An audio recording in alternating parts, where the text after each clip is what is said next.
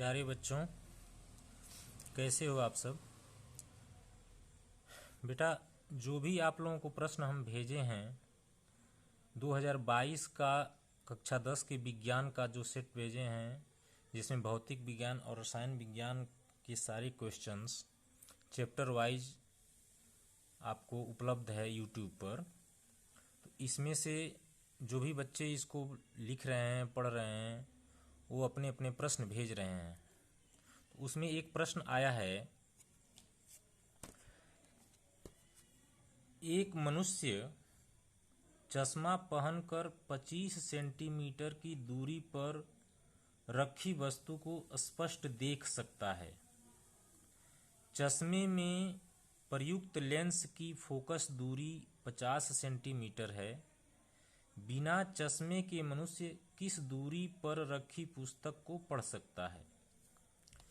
तो इसमें ध्यान देना है बेटा कि एक मनुष्य चश्मा पहनकर 25 सेंटीमीटर की दूरी पर रखी वस्तु को स्पष्ट देख सकता है, यानी इसमें सेट 5 का 8 से 24 बीजे 2022 के का यह तीसरे का अथवा प्रश्न है। तो इसको हल करने के लिए सबसे पहले जब न्यूमेरिकल हम हल करते हैं तो न्यूमेरिकल हल करते समय ये देखते हैं कि क्या क्या दिया हुआ है। तो यहाँ पर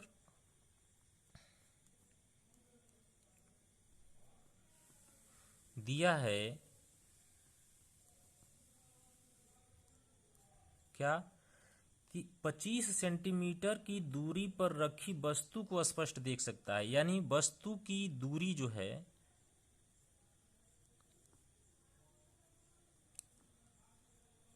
वस्तु की दूरी u यह दिया हुआ है 25 सेंटीमीटर।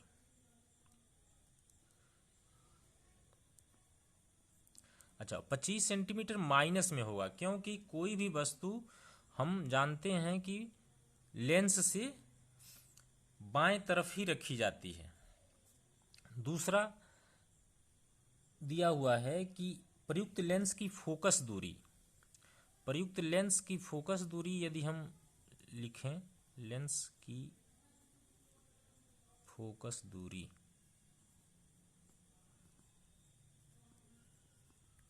यह दिया हुआ है f बराबर 50 सेंटीमीटर। तो 50 सेंटीमीटर लेंस की फोकस दूरी दी हुई है। और यह उसके बाद से पूछ रहा है कि बिना चश्मे के मनुष्य किस दूरी पर रखी पुस्तक को पढ़ सकता है। इसका अर्थ यह हुआ कि जब वह व्यक्ति चश्मा नहीं लगाता है तो चश्मा लगाने के बाद जहां प्रतिबिंब बनता है वहीं पर रखी वस्तु को वह स्पष्ट पढ़ सकता है बिना चश्मे के। तो इसका मतलब यह घुमा के पूछा है, ये पूछ रहा है कि वास्तव में इस लेंस के द्वारा उस वस्तु की जो 25 सेंटीमीटर की दूरी पर रखी गई है उसका प्रतिबिंब कहाँ बनेगा। तो प्रतिबिंब की दूरी पूछ रहा है।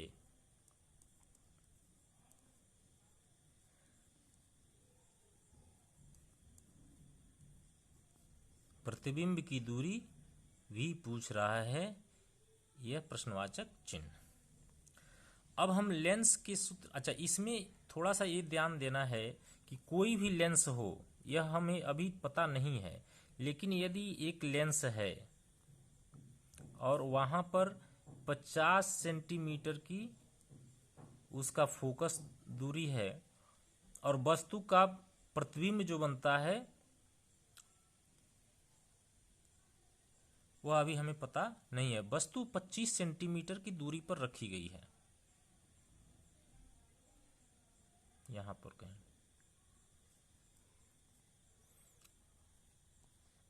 तो इसका प्रतिबिंब कहां बनेगा, तो इसको निकालने के लिए हम लेंस के सूत्र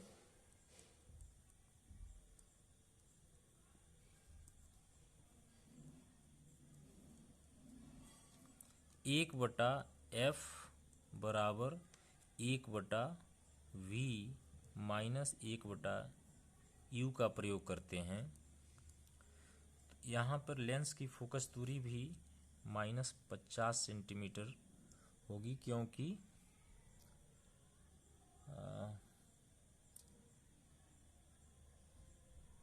25 सेंटीमीटर।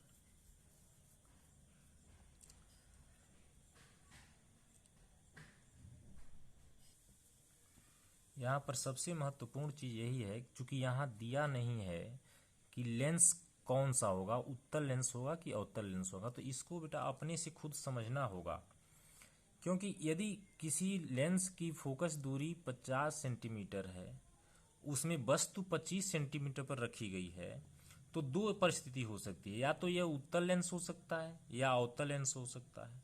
तो उत्तल लेंस में यह इसलिए नहीं हो सकता कि उत्तल लेंस में फोकस और प्रकाशीय केंद्र के बीच रखी वस्तु का प्रतिबिंब 2f से भी दूर बनता है और वह काल्पनिक बनता है।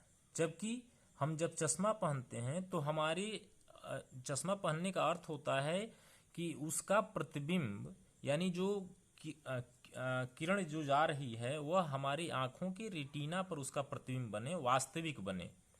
तो यह तभी संभव है जब यहाँ पर लेंस उत्तल लेंस हो, अवतल लेंस हो।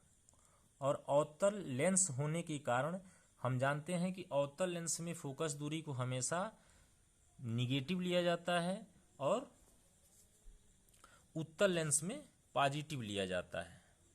तो अब यहाँ पर लेंस के सूत्र से यदि हम इसको निकालें तो लेंस के सूत्र से 1/f, f का मान हो गया -50 बराबर 1/v माइनस 1/-25 सेंटीमीटर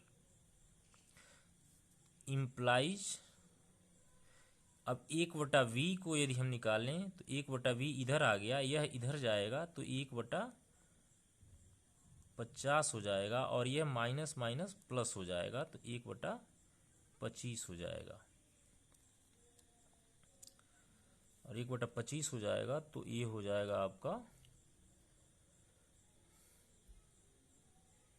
ये इधर, हाँ ये इधर आया तो ये माइनस हो गया, और ये आया तो 100, और ये दोनों प्लस हो गए। तो यहाँ पर एलसीएम दोनों का 50 हो जाएगा, तो 1 प्लस 25 दूना 50, तो ये 2 हो जाएगा, ये हो जाएगा 3/50 इम्प्लाइज v का मान यदि हम निकालेंगे तो 1/v था यहाँ पर माइनस v, तो ये हो जाएगा 50/3 सेंटीमीटर, या v का मान हम इस माइनस को यहाँ लेके चले जाएंगे और इसको भाग देंगे तो -16.66 सेंटीमीटर आएगा। यही आपका आंसर हो जाएगा। तो इस तरह से हम यहाँ पर इस तरह के क्वेश्चंस को ध्यान देके करेंगे।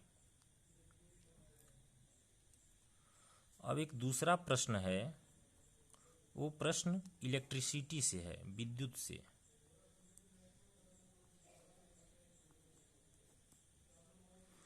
यह प्रश्न यह है कि 220 वोल्ट यहाँ पर वोल्टेज दिया हुआ है, यदि हम उसको हल करना चाहें।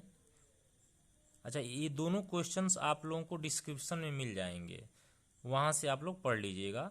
तो उसका हल हम यहाँ पर दे रहे हैं। तो वहाँ पर वोल्टेज दिया हुआ है, परिपथ का वोल्टेज 220 वोल्ट। तो 220 वोल्ट जो है, 220 वोल्ट के मेंस में, जिसमें कि मैक्सिमम 5 एम्पियर की धारा, यहाँ पर जो दिया हुआ है मैक्सिमम एम्पियर 5 एम्पियर की धारा बह रही है। अब कह रहा है कि बल्बों को वहाँ पर पार्श्व क्रम में सजाया गया है। एक बल्ब, यहाँ पर एक बल्ब की क्षमता जो है, क्षमता P, वह 10 वाट दिया हुआ है, और एक बल्ब की क्षमता 10 वाट दिया हुआ है, और पूछ रहा है कि इस तरह के कितने बल्ब इस परिपथ के लिए उपयुक्त होंगे। तो इसको समझने के लिए यदि हम इसको इस तरह से समझें कि यहाँ पर एक परिपथ है जिसमें मैक्सिमम धारा I का मान, ये I बह रहा है और यहाँ पर एक कील वो है और यहाँ पर हम बैटरी से इसको जोड़े हुए हैं। तो यहाँ पर कई प्रतिरोध यानी बल्ब लगे हुए हैं, 1 2 3 ये मालूम नहीं है। मान लीजिए अनगिनत प्रतिरोध n प्रतिरोध लगे हुए हैं, टोटल n प्रतिरोध यदि लगे हुए हैं, तो यहाँ पर चूंकि समांतर क्रम में जुड़े सभी प्रतिरोधों का आप जानते हैं कि जो वोल्टता होती है वह एक समान होता है, लेकिन धारा का मान अलग अलग होता है। तो जिस बेटे ने इस प्रश्न को किया है वो कह रहा था कि B बराबर I R से हम पूरे परिपथ का समतुल्य प्रतिरोध क्यों नहीं ज्ञात कर सकते हैं। तो यहाँ पर चूंकि एक बल्ब का प्रतिरोध, एक बल्ब की क्षमता दी हुई है, तो और इस तरह के n बल्ब 10 वाट 10-10 वाट के n बल्ब लगे हुए हैं, तो सबसे पहले हम यहाँ से एक बल्ब का प्रतिरोध हम ज्ञात करेंगे। तो ये लिखेंगे माना कि एक बल्ब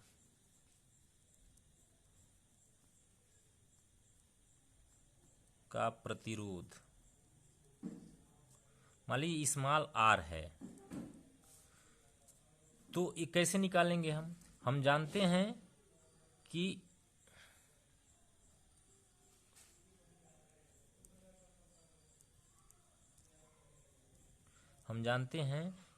P बराबर, अच्छा यहाँ पर जो चीज़ दिया हुआ है पहले हम उसको नोट कर लेते हैं। तो B वोल्टेज दिया हुआ है, I मैक्सिमम इन दिया हुआ है, एक बल्ब की क्षमता P इतना दिया हुआ है, तो हम जानते हैं कि P बराबर VI होता है। लेकिन यहाँ पर एक बल्ब के लिए धारा का मान मालूम नहीं है, तो हम इसको ऐसे बढ़ा देंगे B बराबर I बराबर V इंटू I। तो VI का मान क्या हो जाएगा, V अपान R हो जाएगा। तो यह हो जाएगा आपका V स्क्वायर अपान R।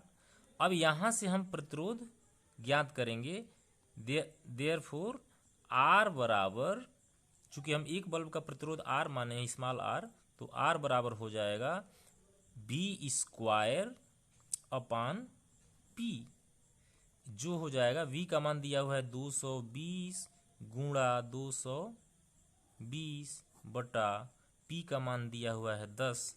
तो इसको जब आप हल करेंगे तो एक जीरो से एक जीरो कट जाएगा और 22 में 22 का गुणा करेंगे तो R का मान 22 में 22 का गुणा करेंगे तो 484 होता है और एक जीरो है।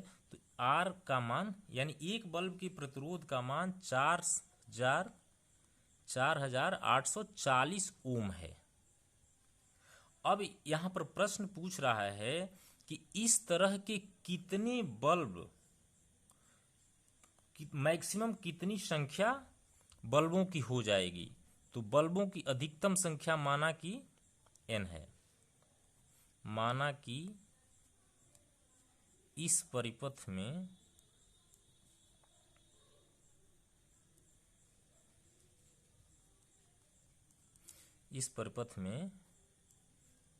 बल्बों की अधिकतम संख्या, बल्बों की अधिकतम संख्या स्मॉल n है और सभी बल्ब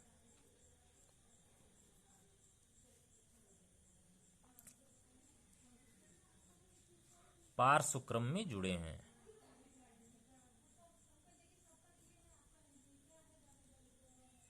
पार्श्व क्रम में जुड़े हैं। तो अब सबसे पहले हम क्या निकालेंगे? सबसे पहले निकालेंगे पूरे परिपथ का, पूरे परिपथ का अधिकतम प्रतिरोध,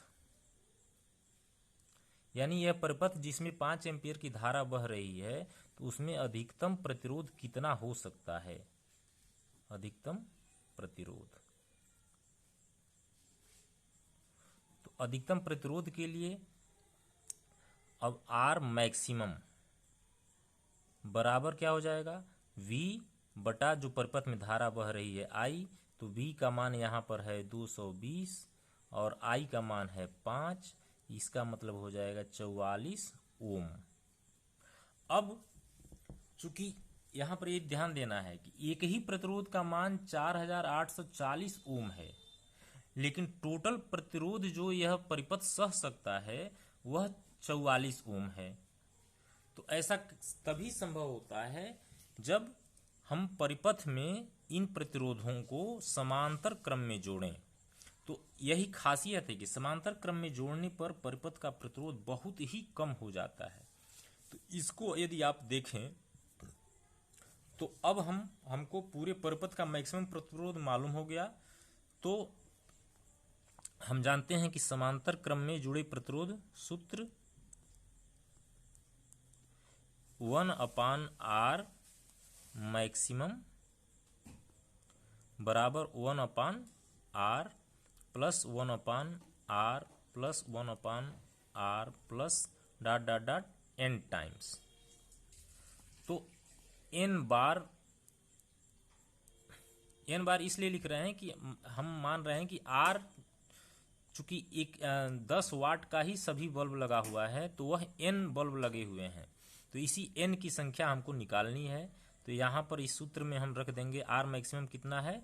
44 ओम है और यह 1/4840 ओम प्लस 1/4840 ओम प्लस ऐसे dot dot dot n times.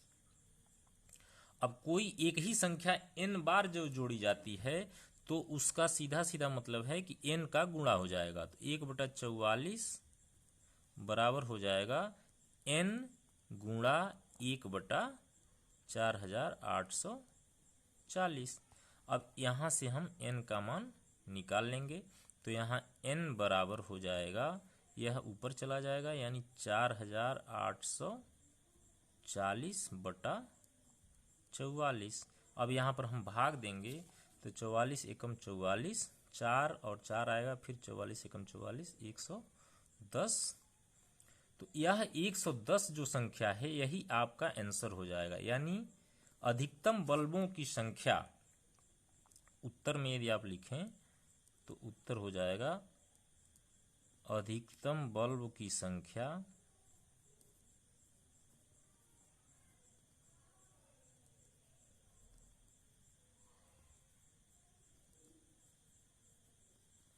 कितनी हो जाएगी? 110 बल्ब। तो ये आपका उत्तर होगा। तो किसी भी क्वेश्चन, न्यूमेरिकल क्वेश्चन को बार बार बेटा मैं समझाने की कोशिश करता हूँ, हमेशा जो दिया हुआ है उसको पहले हम लिख लेते हैं और पूरी तरह से समझने के बाद क्वेश्चन को हल करेंगे तो हमें वह क्वेश्चन आसानी से हल हो सकता है।